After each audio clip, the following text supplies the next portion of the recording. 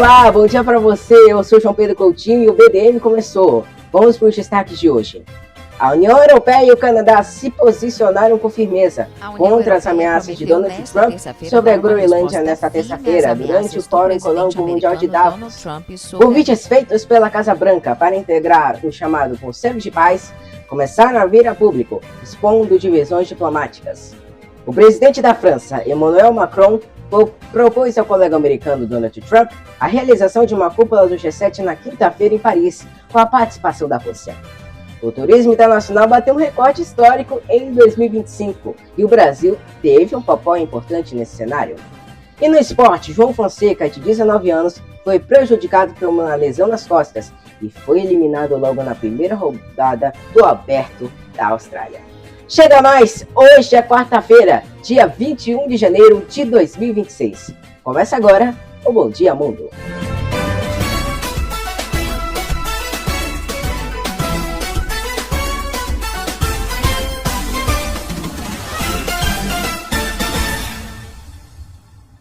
Mais uma vez, bom dia a você.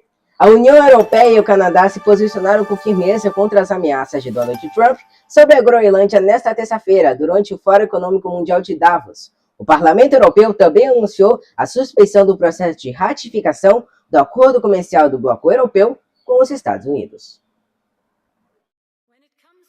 A União Europeia prometeu nesta terça-feira dar uma resposta firme às ameaças do presidente americano Donald Trump sobre a Groenlândia, antes de uma reunião em Davos sobre o futuro deste território autônomo da Dinamarca no Ártico. Desde que retornou à Casa Branca há exatamente um ano, Trump argumenta que precisa desta ilha rica em minerais e terras raras por motivos de segurança nacional e para evitar que Rússia e China imponham sua hegemonia na região ártica. On Arctic sovereignty, we stand firmly. Sobre a soberania do Ártico, apoiamos firmemente Groenlândia e Dinamarca e apoiamos totalmente seu direito único de defender o futuro da Groenlândia. 8 países europeus manifestaram sua firme oposição a este plano expansionista e enviaram uma missão militar de exploração à ilha na semana passada. Todos são membros da OTAN, entre eles Reino Unido, Alemanha e França, as principais economias do continente. Trump reagiu ameaçando impor tarifas caso se oponham ao seu plano. Em seu discurso no Fórum Econômico Mundial, na estação de esqui suíça de Davos, a presidente da Comissão Europeia, Ursula von der Leyen, alertou que Trump poderia acabar mergulhando as relações entre a União Europeia e os Estados Unidos em uma espiral descendente. And this is why the proposed additional tariffs are a mistake. E é por isso que as tarifas adicionais propostas são um erro, especialmente entre aliados de longa data. A União Europeia e os Estados Unidos chegaram a um acordo comercial em julho passado. E na política, como nos negócios, um acordo é um acordo. E quando amigos apertam as mãos, isso deve significar alguma coisa. O presidente francês Emmanuel Macron pediu que a União Europeia use suas ferramentas comerciais para responder e acusou os Estados Unidos de quererem enfraquecer e subordinar a Europa. A Europa tem ferramentas muito fortes agora e devemos usá-las quando não formos respeitados e quando as regras do jogo não forem respeitadas. O mecanismo anticoerção é um instrumento poderoso e não devemos hesitar em usá-lo no duro ambiente de hoje. Macron propôs a Trump realizar uma cúpula do G7 na próxima quinta-feira em Paris, mas o presidente francês disse depois que o evento não está agendado. Em meio às tensões, o Parlamento Europeu decidiu suspender o processo de ratificação do acordo comercial entre a União Europeia e os Estados Unidos. E convites feitos pela Casa Branca para integrar o chamado Conselho de Paz, idealizado por Donald Trump, começaram a vir a público expondo divisões diplomáticas. Enquanto países como a China confirmam ter sido sondados, líderes como Volodymyr Zelensky e o Reino Unido questionam a presença da Rússia em uma iniciativa que se propõe a promover a paz. Aos poucos, os membros convidados para integrar o chamado Conselho de Paz, promovido pelo presidente americano Donald Trump, vão sendo conhecidos. Nesta terça-feira, a China confirmou que recebeu um convite, sem dizer qual resposta foi dada ao republicano. O presidente ucraniano Volodymyr Zelensky também disse ter sido sondado pelo colega americano.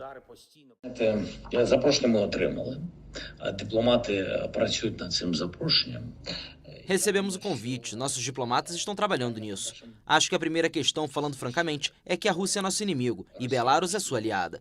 Para ser sincero, ainda é muito difícil para mim imaginar como nós e a Rússia poderíamos estar juntos em qualquer tipo de conselho. E não se trata deste conselho de paz em particular. A Rússia está mais para um conselho de guerra.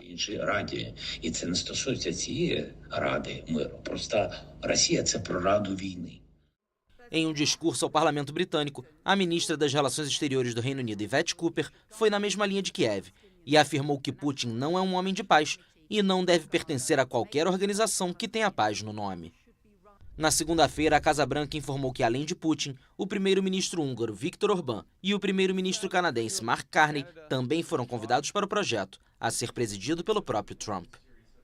Em Davos, para o Fórum Econômico Mundial, a chancelaria do Canadá disse que avalia se legislações internacionais, como o princípio da integridade territorial, estão observados nos documentos enviados por Washington. Portanto, estes são agora princípios que fazem parte dos alicerces da nossa política externa e estamos analisando a situação, mas não vamos pagar $1 bilhão.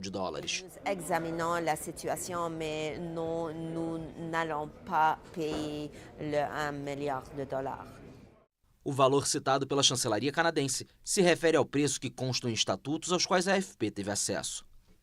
A Carta Fundacional diz que os países membros do Conselho de Paz, representados por seus chefes de Estado ou de governo, poderiam aderir pelo prazo de 3 anos ou por mais tempo se pagarem mais de $1 bilhão em recursos financeiros durante o primeiro ano. O presidente dos Emirados Árabes Unidos, Mohammed bin Zayed Al Nahyan, confirmou que aceitou o convite dos Estados Unidos para integrar o grupo. Na segunda-feira, o rei Mohammed VI do Marrocos disse que aceitou o convite para o projeto, enquanto a chancelaria francesa ressaltou que a iniciativa é incompatível com os princípios internacionais da França e, em particular, com sua pertença às Nações Unidas, que obviamente não pode ser colocada em questionamento sob nenhuma circunstância. E o presidente da França, Emmanuel Macron, propôs ao colega americano Donald Trump a realização de uma cúpula do G7 na quinta-feira em Paris, com a participação da Rússia. A proposta, enviada em uma mensagem privada ao magnata, foi exposta nas redes sociais. O presidente francês Emmanuel Macron propôs em uma mensagem privada ao colega americano Donald Trump a realização de uma cúpula do G7 na quinta-feira em Paris, para a qual poderia convidar os russos à margem do encontro. Trump publicou a mensagem em sua plataforma de mídia social Truth Social. Os europeus romperam praticamente todos os contatos, com poucas exceções, com Moscou após o início da invasão da Ucrânia em fevereiro de 2022, com o objetivo de isolar seu líder Vladimir Putin. O Kremlin disse à AFP que ainda não recebeu nenhum convite para participar das negociações em Paris. Na mensagem, Macron também propõe convidar os ucranianos, os dinamarqueses para tratar da questão da Groenlândia e os sírios.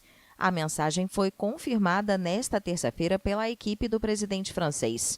O texto diz: "Meu amigo, estamos totalmente alinhados em relação à Síria. Podemos fazer grandes coisas no Irã. Não entendo o que você está fazendo na Groenlândia." Trump quer que os Estados Unidos assumam o controle da Groenlândia, uma ilha ártica estrategicamente localizada, alegando razões de segurança nacional. Bem, agora a gente faz uma pausa rápida, tá bom? Agora a gente vai pro intervalo, mas não saia daí porque a gente ainda tem muita notícia para você. E na volta tem o turismo internacional, que bateu um recorde histórico em 2025 e o Brasil teve um papel importante nesse cenário. E no esporte, João Fonseca, de 19 anos, foi prejudicado por uma lesão nas costas e foi eliminado na primeira rodada do Aberto da Austrália. Fique por aqui, eu volto já.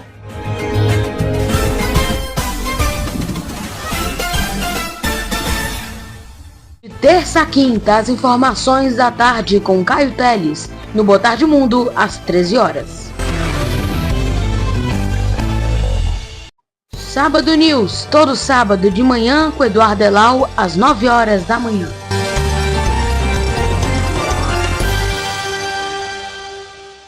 Revista do Domingo, seu noticiário no domingo com Clara Bezerra, às 19 horas.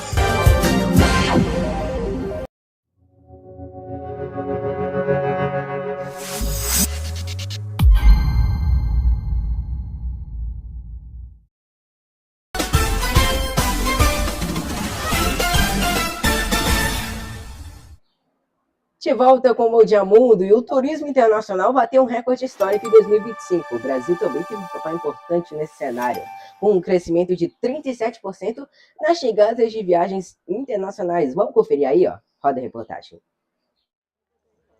Desafiando as tensões geopolíticas, o turismo internacional cresceu 4% em 2025, atingindo um recorde histórico de 1,520 bilhão de viagens internacionais.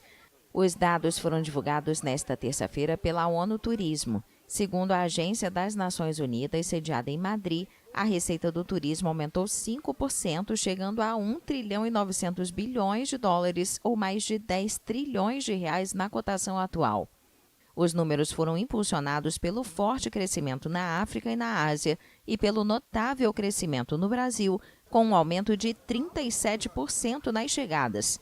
A Europa permaneceu como o continente mais visitado, com 793 milhões de chegadas, mas a América do Sul registrou um aumento de 7% das chegadas internacionais, atingindo quase 40 milhões, impulsionada pelo Brasil. A Espanha é o segundo destino mais popular do mundo depois da França, que se aproxima de 100 milhões de visitantes por ano, registrou um aumento de 7% nas chegadas. A ONU Turismo acrescentou que a expectativa é que a tendência positiva continue em 2026, já que a economia global deve permanecer estável e os destinos que ainda estão abaixo dos níveis pré-pandemia devem se recuperar totalmente.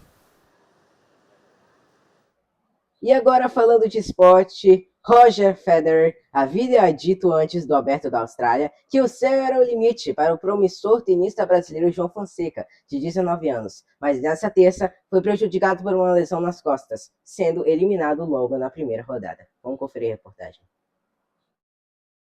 João Fonseca foi dominado pelo americano Elliott Spitziri e perdeu nesta terça-feira por 3-1 na primeira rodada do Australian Open. O cabeça de chave número 28, que conquistou títulos em Basel e Buenos Aires na temporada passada, demonstrando seu potencial, disse adeus à competição após apresentar problemas físicos. O brasileiro vinha lidando com uma lesão nas costas, que o forçou a desistir de torneios preparatórios em Brisbane e Adelaide. Mesmo com a derrota, Fonseca disse que não se arrependia de ter ido a Melbourne sem estar totalmente recuperado. O carioca teve um grande desempenho no Australia Open no ano passado, depois de passar pelo qualifying e derrotar o russo Andrei Rublev, tenista do top 10.